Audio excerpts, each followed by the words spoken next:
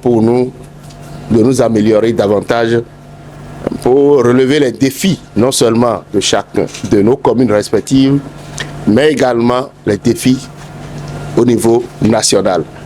Vous êtes sans savoir que c'est une matière très spéciale, la matière marché public, et les cadres deviennent de plus en plus rares dans cette matière.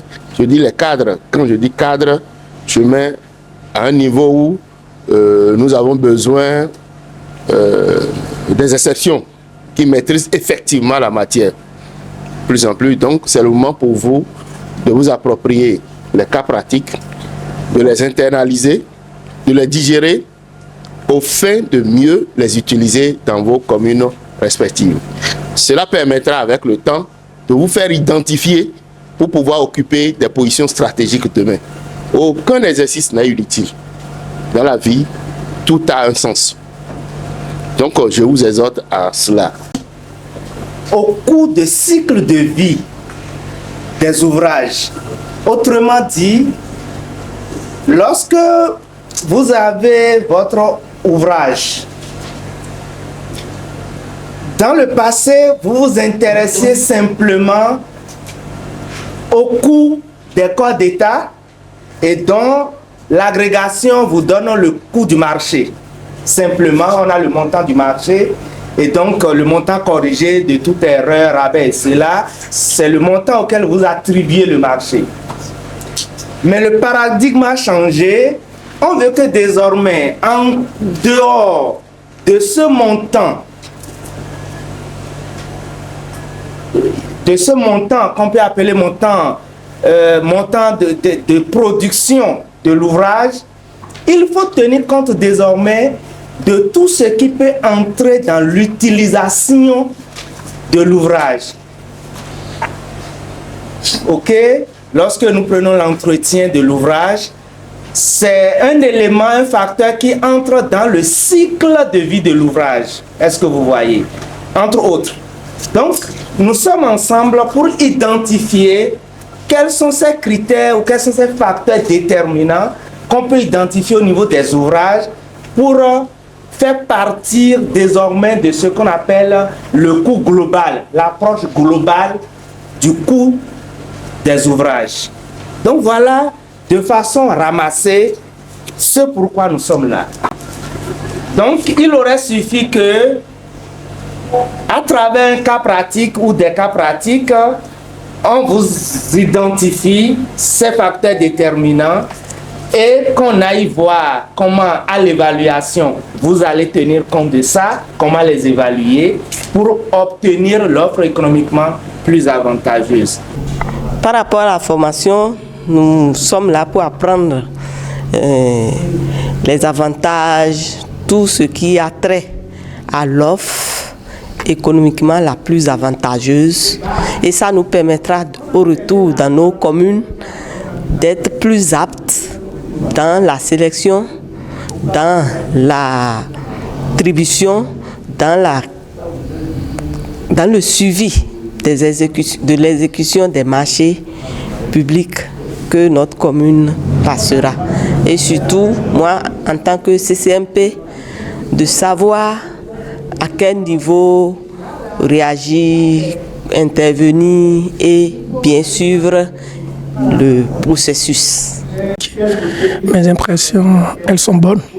Elles sont bonnes parce que la RMP, en tant que régulateur des procédures de marché public, fait régulièrement des formations en amont. Et ces formations nous permettent, nous, en tant qu'acteurs, d'avoir les outils nécessaires pour ne pas tomber dans les dévers. Alors, qu'est-ce que nous essayons de faire?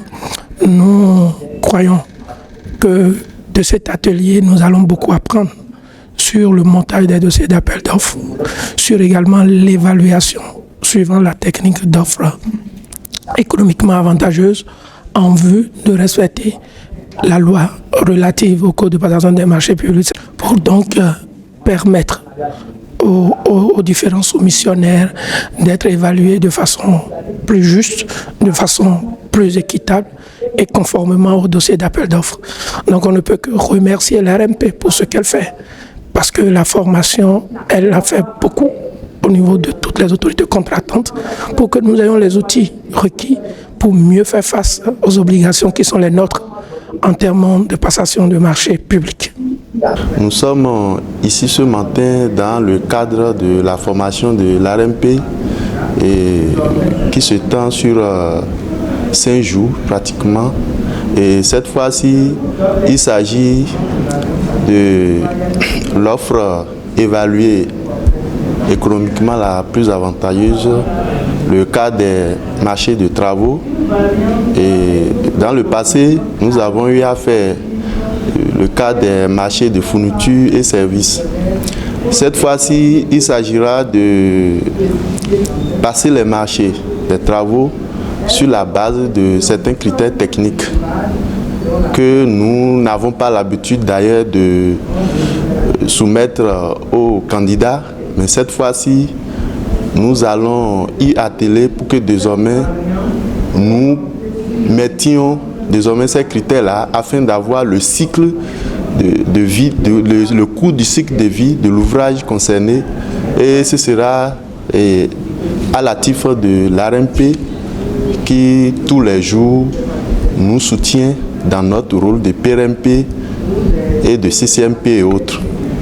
Donc je tiens ici à remercier l'ARMP à travers ces différentes formations qu'il organise à notre endroit et aussi,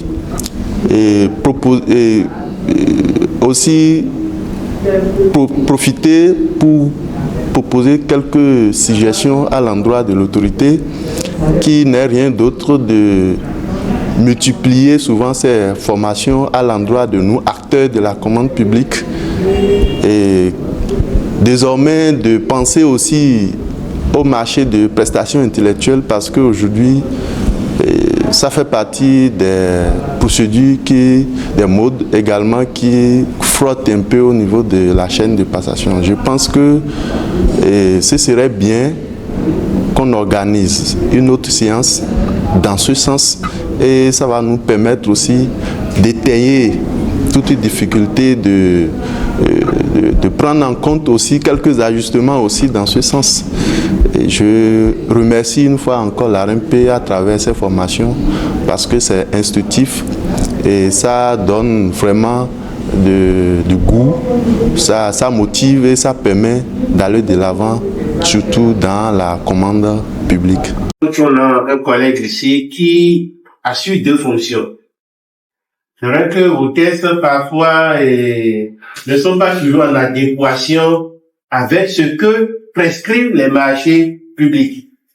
Parce qu'il n'est pas bien séant que la même personne dans la chaîne joue 2 rôles. C'est lui qui est en train de taper tam-tam en tant que direction technique. Il revient encore en tant que PRMP pour danser. Alors il aurait été préférable que ces rôles soient séparés afin que, à un moment donné, on puisse identifier de façon claire les responsabilités. Est-ce que vous voyez un peu? Mais, vous êtes dans des spécificités qui font que, aujourd'hui, dans les communes, il y a déficit en ressources humaines et pour diverses raisons, les recrutements ont été également gelés. Dès lors que l'ouverture sera faite, il faut se rappeler qu'il vaille mieux pour soi de laisser l'une des fonctions assumée par une autre personne plutôt que de chercher à jouer 2 rôles dans la chaîne de passation parce que ça pourrait éventuellement nous être préjudiciable.